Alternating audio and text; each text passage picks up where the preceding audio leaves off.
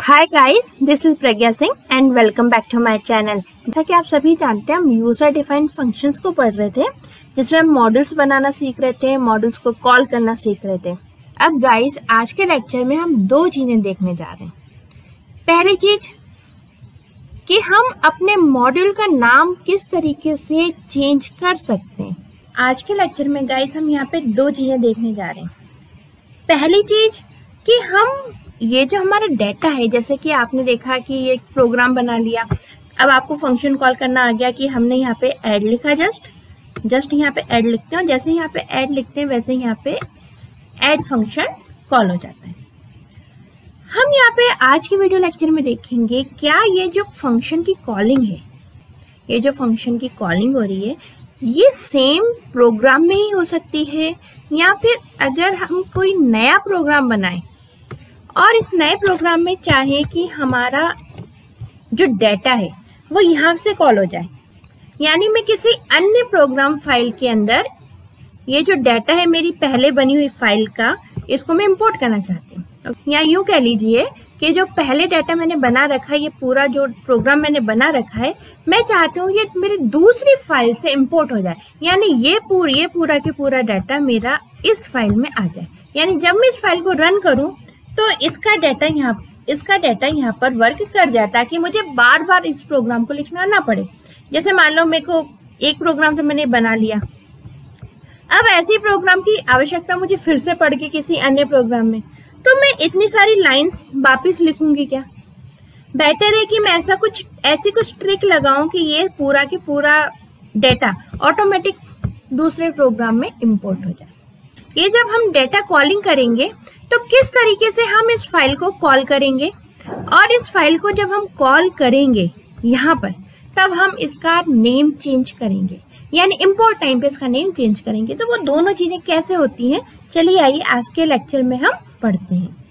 But guys, आगे बढ़ने से पहले यदि अभी तक आपने प्रीवियस वीडियोस नहीं देखे हैं यूजर डिफाइंड फंक्शन के स्पेशली, तो प्लीज यूजर डिफाइंड फंक्शन के प्रीवियस वीडियोस जरूर देख लीजिएगा, ताकि आपको आज का वीडियो अच्छे से समझ में आ जाए। ओके गाइस, तो हम अपने प्रोग्राम को बनाना शुरू करते हैं।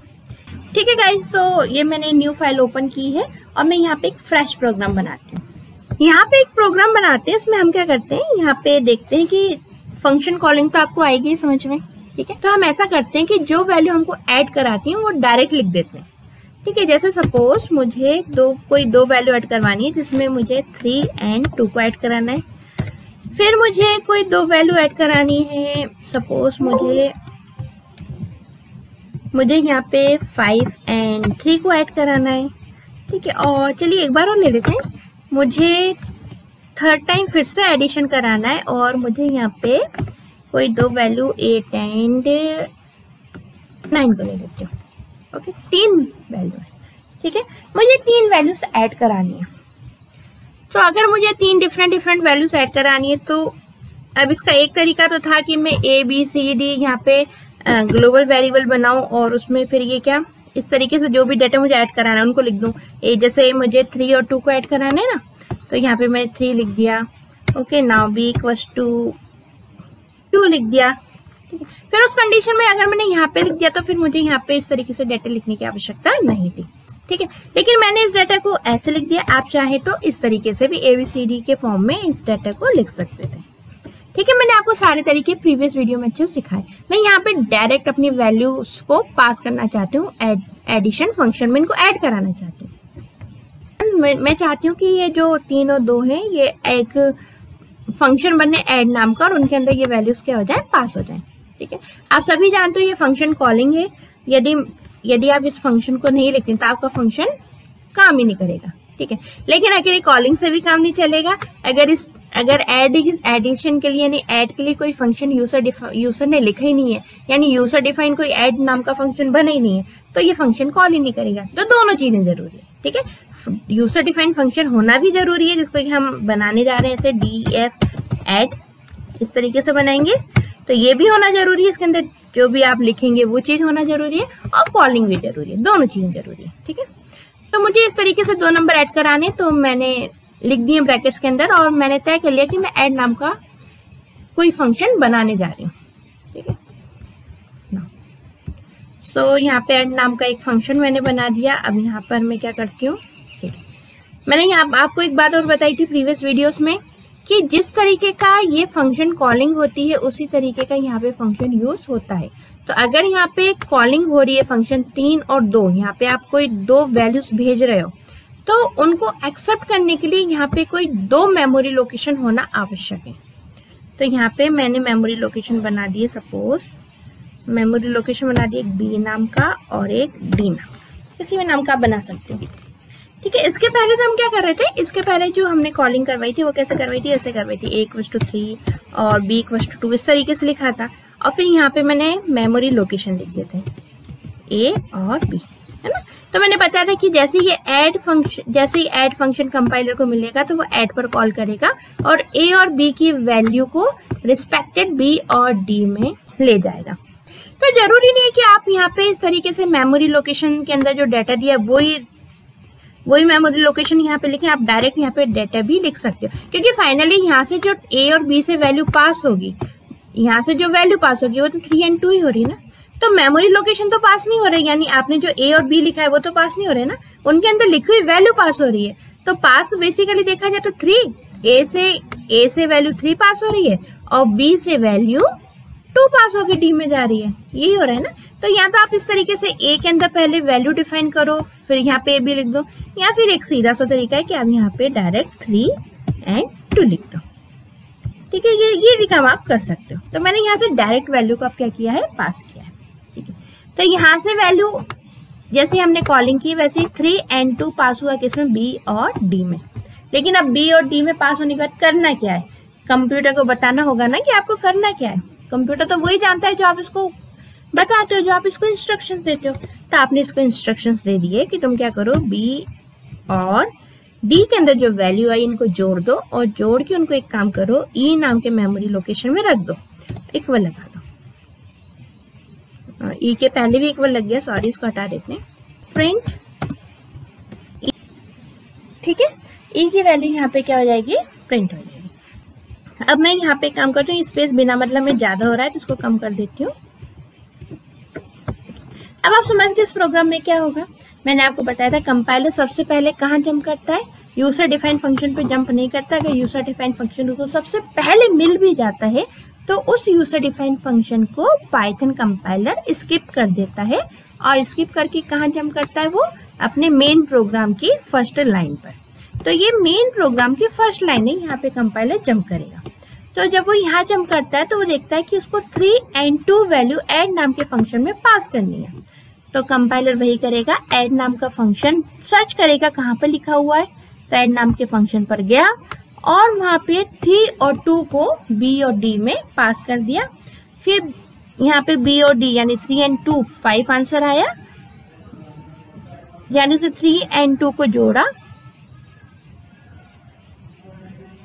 तो b और d, b प्लस d किया तो b के अंदर वैल्यू 3 थी और d के अंदर 2 थी, जो कि 5 हो गया, और 5 का स्टोर हो गई e के अंदर, और फिर वो e की वैल्यू प्रिंट कर देगा, यानी 5 को प्रिंट कर देगा।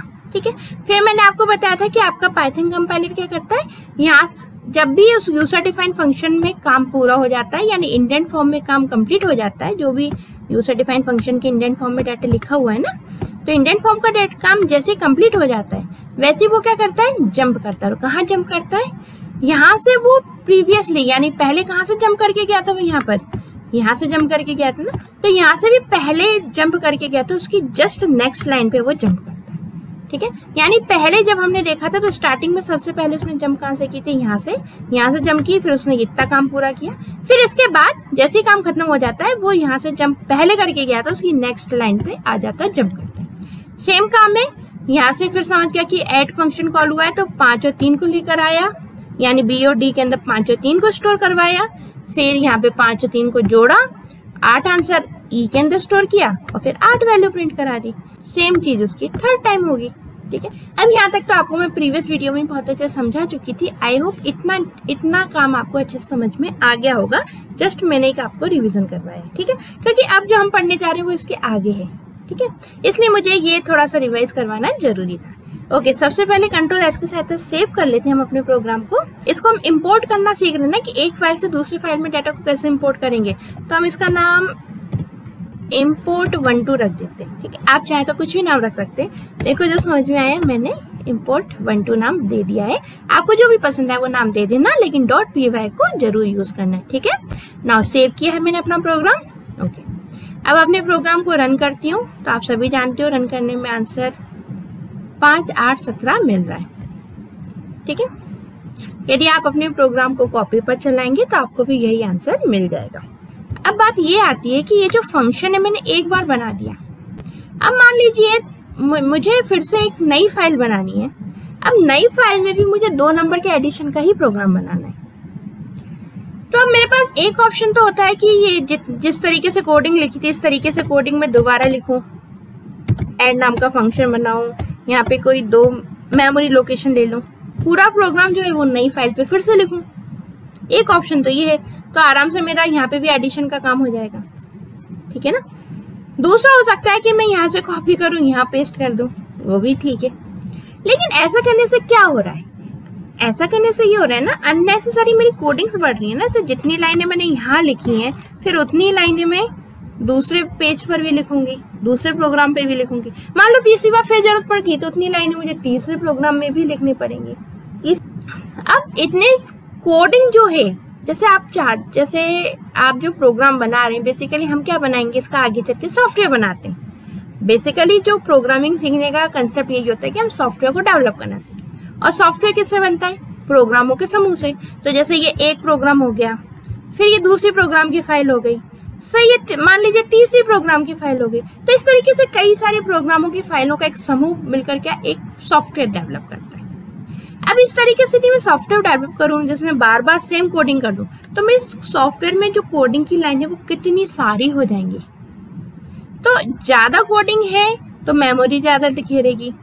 दूसरी बात, जितनी ज्यादा कोडिंग उतना आपका झंझट, फिर आपको उतनी कोडिंग को आप ऐसा नहीं कि आपने कोडिंग कर दिया और काम छुट्टी करी। आपको कोडिंग करना है, फिर उसको एनालिसिस करना होगा, उसको चेक करना होगा। और इतनी छोटी छोटी कोडिंग्स नहीं होंगी जब आप सॉफ्टवेयर डेवलप करने जाएंगे, तो कोडिंग्स काफी बड़ी बड़ी हो जाती हैं। तो हम यहाँ पे ये देख रहे हैं कि काम तो हमारा सेम है, हमको 2 नंबर के एडिशन का फंक्शन बनाना है। अब 2 नंबर के एडिशन का फंक्शन मैं ऑलरेडी यहाँ पर बना चुकी हूँ और मेरे को अगली फाइल पे फिर आवश्यकता पड़ रही है 2 नंबर के एडिशन करने की।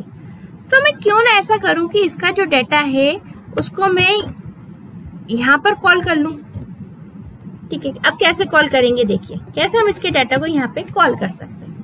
इसके लिए आपको क्या करना होगा, ये जो फाइल है जो हमने यहाँ पे बनाई हुई है, ये क्या नाम है इसका, import2.py, इसके अंदर हमारा प्रोग्राम लिखा हुआ है। तो इस फाइल को आप यहाँ पे क्या कर लीजिए, इम्पोर्ट कर लीजिए। इम्पोर्ट करने के लिए हमको लिखना होता है यहाँ पे इम्पोर्ट। अब यहाँ पे आप कंफ्यूज मत हो जाना, ये इम्पोर्ट एक इनबिल्ट नेम है, ठीक है। ये इम्पोर्ट मैंने इस फाइल का नाम नहीं लिखा है, ये इम्पोर्ट एक इनबिल्ट नेम है।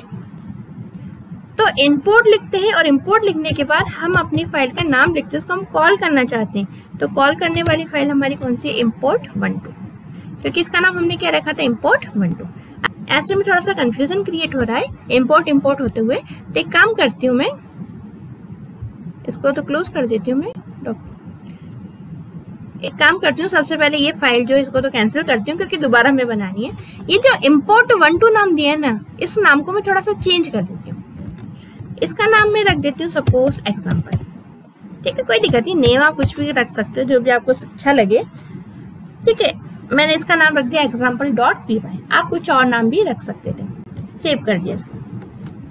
अब मैं एक काम करती हूँ, अब मैं न्यू फाइल बनाती हूँ और न्यू फाइल में इस डाटा को इम्पोर्ट करके मैं आपको बताती हूँ कैसे किया जाता है।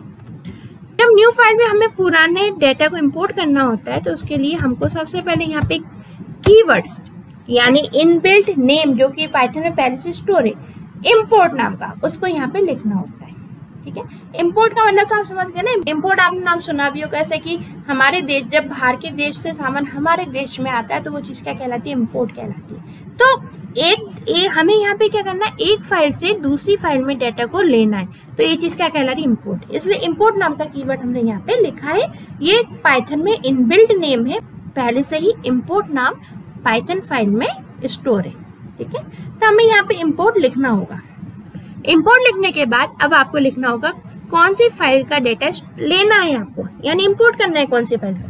तो आपकी फाइल का नाम क्या है, आपकी फाइल का नाम यहाँ पे example.py, ठीक है। तो यहाँ पे आपको एग्जाम्पल लिखना है, .py लिखने की आवश्यकता नहीं है, सिर्फ और सिर्फ क्या लिखना है, नेम लिखना है। और उसके बाद s लगाइए और h लगा के कोई भी मेमोरी लोकेशन का नाम दे दीजिए। जैसे सपोज मैंने ई दे दिया, ABCD कुछ भी आप दे सकते थे, या कुछ और नाम भी दे सकते थे, ठीक है, ई दे दिया। इसका ये मतलब हुआ कि हमने क्या किया, यहाँ पे एग्जाम्पल नाम की फाइल को कॉल किया है और उसको हम यहाँ पर दूसरे वाले प्रोग्राम में ई के नाम से बुलाएंगे। यानी हमने यहाँ पे एग्जाम्पल नाम की फाइल को इंपोर्ट तो कर लिया, इंपोर्ट करने के बाद उसको यहाँ पे आके क्या कर दिया, उसका नाम चेंज कर दिया। तो यहाँ पे दो चीजें समझ में आई। अगर आपको एक फाइल से दूसरी फाइल का डेटा की आवश्यकता है, यानी एक फाइल में जो आपने कोड लिख दिया, उसी कोड की आवश्यकता आपको दोबारा पड़ रही है, तो आप क्या करो, इंपोर्ट लिखो, उसके बाद फाइल का नाम लिखो, एस लिखो, एस करके कोई भी एक नाम दे दो। यानी आपने क्या किया है, यहाँ पे इंपोर्ट तो कर ली फाइल, इंपोर्ट करने के बाद उसका नाम अपने हिसाब से चेंज कर दिया, ठीक है, ई कर दिया। अब आपको क्या करना है, बहुत ही सिंपल काम है, आपको यहाँ पे ई लिखना है, जो नाम आपने चेंज किया ना वो लिखना है ई के बाद आपको यहाँ पे लगाना है डॉट, ओके। और डॉट के बाद सिंपल सा आपने को जो ऐड फंक्शन है ना कॉल करना है, ऐड फंक्शन दे दिया, ठीक है। और यहाँ पे आपको जो नंबर है कौन सा देना है, सपोज आपको यहाँ पे 10 और 10 को जोड़ना है, सिंपल है, ठीक है। तो बस आपने जैसे यहाँ पे इस वाली फाइल में फंक्शन कॉल कर रहे थे, ऐसे ही सिंपल है आपको इस वाली फाइल में फंक्शन कॉल करना है।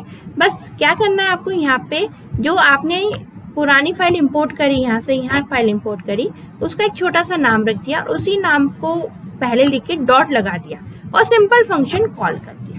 ये इसका एक तरीका है, प्रोसीजर है, ठीक है। ये आपको अपनाना ही होगा। अब बस हाँ, ये जरूरी नहीं कि मैंने ई नाम दिया तो आप भी ई दो, आप इसके बदले कुछ और नाम भी दे सकते हो, बट जो भी नाम आप यहाँ पे दोगे फिर वही चीज आपको, वही नाम आपको यहाँ पर लिखना होगा, ओके। तो देख लेते हैं हमारी 10 और 10 ऐड हो रहे हैं या नहीं हो रहे। इसके लिए सबसे पहले हमने अपनी फाइल को सेव किया, दूसरी फाइल को सेव करना पड़ेगा ना, और इसका नाम सपोज मैं example1 दे देती हूँ, उसका नाम एग्जाम्पल था ना, इसका 1 दे देती हूँ .py, ठीक है। example1.py नाम दे दिया, आपको जो अच्छा लगे वो नाम दे देना, .py का एक्सटेंशन जरूर लगाना, सेव कर दिया। और अब मैं अपने प्रोग्राम को रन कर रही हूँ। रन कौन सा प्रोग्राम किया मैंने, ये वाला, ना कि ये वाला, ठीक है, ये वाला प्रोग्राम रन किया। तो देखिए जब मैंने ये वाला प्रोग्राम रन किया तो मेरा सारा के सारा आउट डाटा इंपोर्ट हो गया। तो देखिए जब मैं अपने प्रोग्राम को रन कर रही हूँ तो देखिए सारा के सारा डेटा इंपोर्ट हो गया। मैंने ये रन नहीं किया है, मैंने कौन सा रन किया है प्रोग्राम, जो सेकंड टाइम बनाया था ये, और इसका ये आउटपुट है। तो देखिए दूसरी फाइल से पहली फाइल का डेटा आ रहा है, यानी पहली फाइल में जो मैंने 5, 8, 17 नंबर मेरे आंसर के रूप में प्राप्त हुए थे ना, इसमें मैंने 3, और ये आपको दिख रहा है ये मोस्ट लेफ्ट हैंड साइड पहली फाइल, इसका भी डेटा दिख रहा है, प्लस राइट हैंड साइड जो फाइल है उसका भी डेटा दिख रहा है।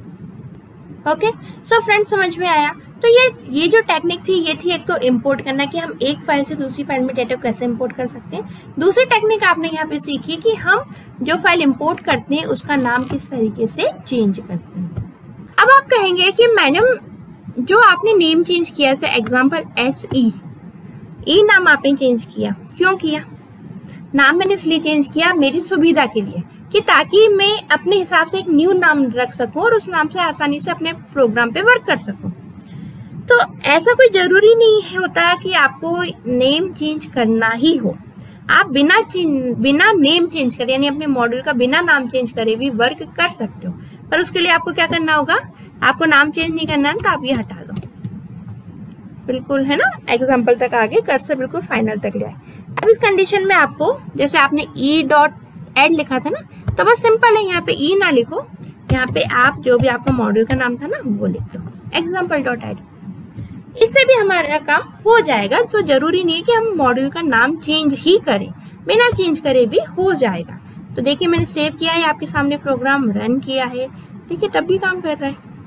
नाम चेंज करते हैं तो आपके लिए अच्छा है कि आप अपने हिसाब से एक नॉर्मल सिंपल सा नाम रख सकते हो, और नहीं रखना चाहो तो आप पुराना जो मॉड्यूल का नाम बना हुआ है उसी से अपना वर्क कर सकते हो। ओके गाइस, तो आई होप आपको डेटा इंपोर्ट करना आ गया होगा कि हम एक फाइल से दूसरे फाइल में डेटा किस तरीके से इंपोर्ट कर सकते हैं। ठीक है, तो इस चीज से हमको फायदा क्या हुआ? फायदा ये हुआ कि हमको बार बार कोड नहीं लिखना पड़ता। ओके, सो डेटा इंपोर्ट करने की आपने अभी एक टेक्निक सीखी है, फर्स्ट टेक्निक सीखी है। अब हम डेटा को इंपोर्ट करने की सेकंड टेक्निक अब सीखने जा रहे हैं। चलिए यही सीखते हैं अब सेकंड टेक्निक कि हम डेटा को और भी किस प्रकार से इंपोर्ट कर सकते हैं। आई होप कि आपको यूजर डिफाइंड फंक्शन अच्छे से लिखना आ गया होगा। सो एक बड़ा प्रोग्राम ना लेते हुए छोटा सा प्रोग्राम बना लेते हैं और उसके थ्रू हम इंपोर्ट करने की सेकंड टेक्निक को समझ लेते हैं। नाउ सेकंड प्रोग्राम बनाना है तो एक यूजर डिफाइंड फंक्शन बनाते हैं हम छोटा सा, और अब मैं इसको एक काम करती हूँ, सबट्रैक्शन नाम दे देती हूँ। ठीक है, मैं सबट्रैक्ट के लिए बना रही हूँ। देखिए ये जो मैं SUB लिखती हूँ, ऐड, इसके पहले जो हमने लिखा था उसमें ऐड लिखा था, तो ऐसा कोई जरूरी नहीं कि आप ऐड ही नाम दो या सभी नाम दो, आपकी मर्जी, आप इसमें कुछ भी नाम दे सकते हो। ठीक है, चाहो तो आप सबट्रैक्शन पूरा नाम दे दो, कोई दिक्कत नहीं है, मैं छोटा सा नाम दे रही हूँ सब। नाउ सबट्रैक्शन यहाँ पर होगा, यहाँ पे क्या लगता है? कॉलन लगता है। ठीक है, तो अब मैं चाहती हूँ कि जब मैं सब इस फंक्शन को, ये जो फंक्शन अब मैं बनाने जा रही हूँ, इसको जब मैं कॉल करूंगी तो दो वैल्यू पास होके आए, मैं कोई A और B वैल्यू पास करवा दूंगी। ठीक है, एक सब नाम का फंक्शन बनाया और उसके अंदर मैंने दो मेमोरी लोकेशन ले लिए हैं ताकि मेरी वैल्यू यहाँ पे पास होकर आ सके ना। उसके बाद मैंने एक मेमोरी लोकेशन लिया कोई F नाम का, और उसमें मैंने बोला S माइनस B। ठीक है, जो भी डेटा आएगा वो माइनस हो जाएगा। अब आपको आई होप इतना मेमोरी लोकेशन के बारे में बताने की आवश्यकता नहीं है, आप इतना समझ गए होंगे। ओके, अब ये तो मैंने एक यूजर डिफाइंड फंक्शन बना दिया। अब मैं करती हूँ फंक्शन कॉलिंग। तो फंक्शन कॉलिंग की मैंने सब, और यहाँ पे मैं कोई मेमोरी लोकेशन दे देती हूँ 3 और 2। ठीक है, ओके, क्या काम यहाँ पर होगा आप समझ गए होंगे। क्या काम होगा यहाँ पर? सबसे पहले आपका जो पाइथन कंपाइलर कहाँ पे जंप करेगा? आप सभी जानते हो कि वो यूजर डिफाइंड फंक्शन पे तो जंप करता नहीं है, सबसे पहले मेन प्रोग्राम में यानी यूजर डिफाइंड के अलावा मेन प्रोग्राम में जो भी पहली लाइन लिखी होती है वहां जंप करता है। तो आपका पाइथन कंपाइलर जंप कहाँ करेगा? यहाँ पर जंप करेगा। जब वो यहाँ पर आया तब वो समझ जाएगा कि मुझे कहाँ पर जाना है।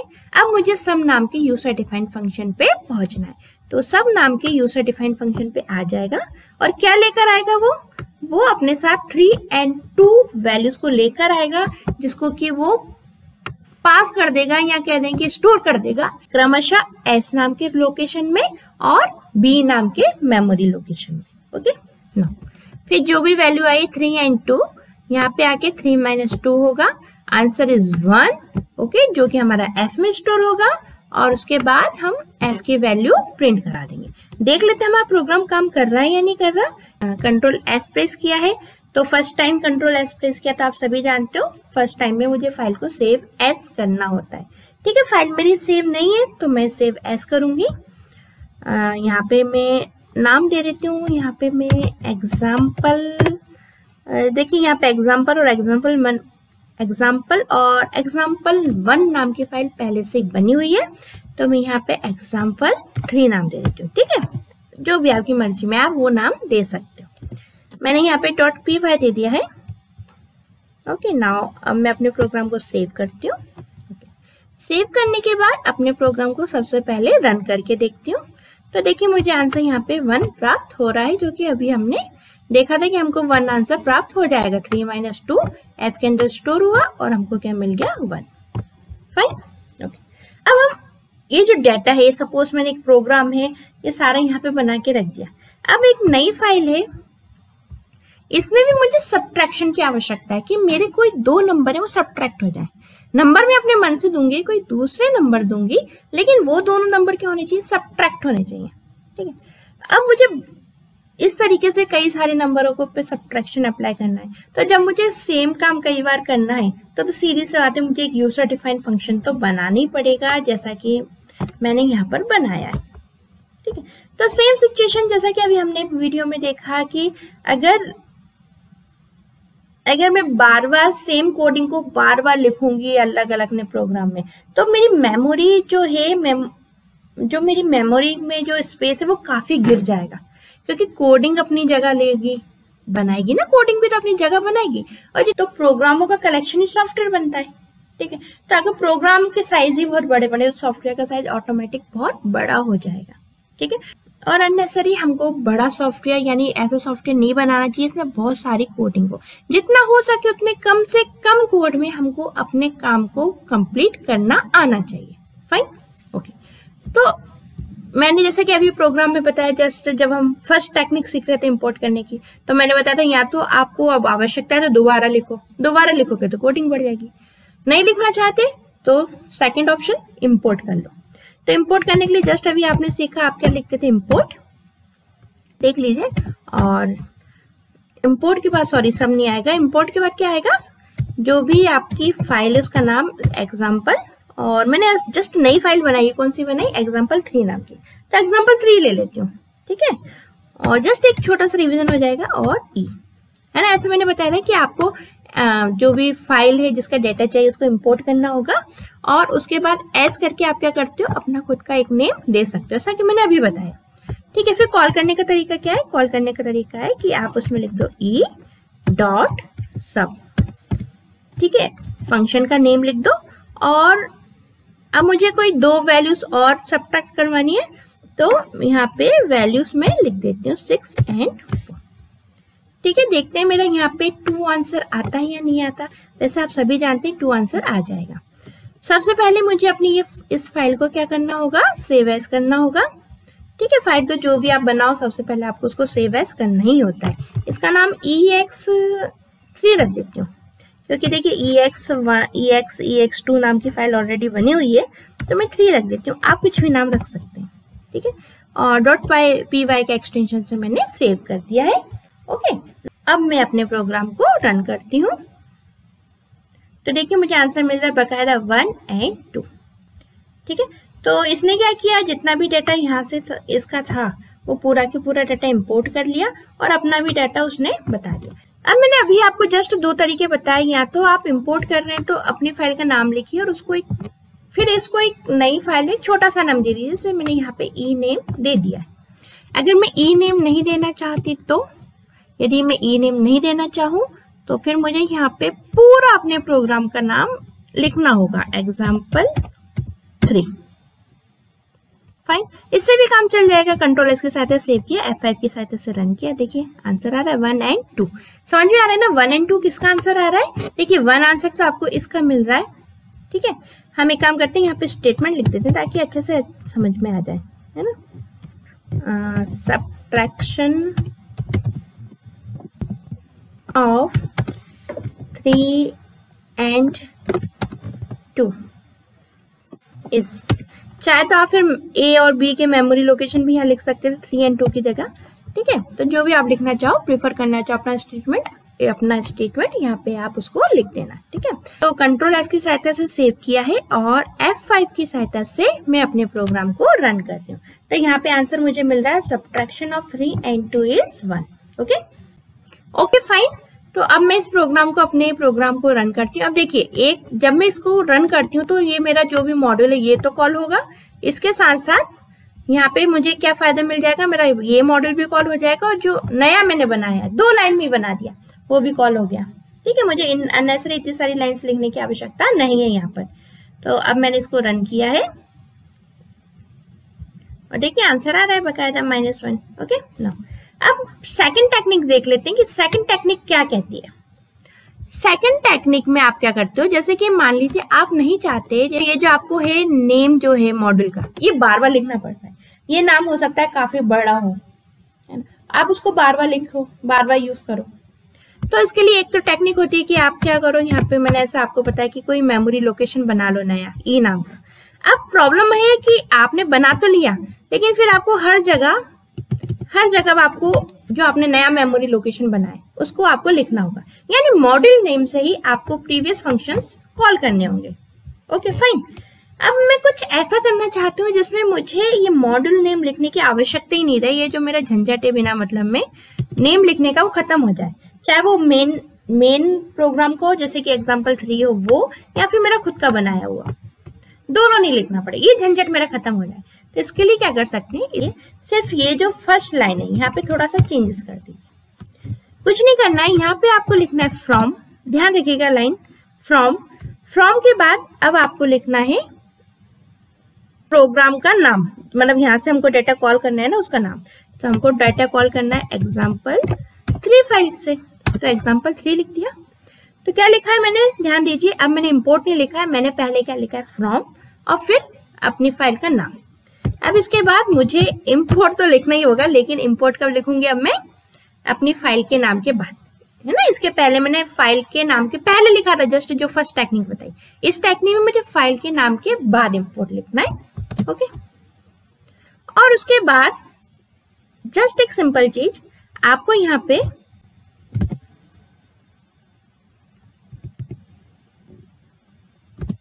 इंपोर्ट, और जस्ट उसके बाद आपको यहाँ पे लगा देना है एक स्टार, सिंपल। ओके, अब कंट्रोल एस के साथ सेव करती हूँ, F5 की सहायता से रन करती हूँ, तो देखिए मेरा प्रोग्राम बकायदा वैसे ही रन हो गया।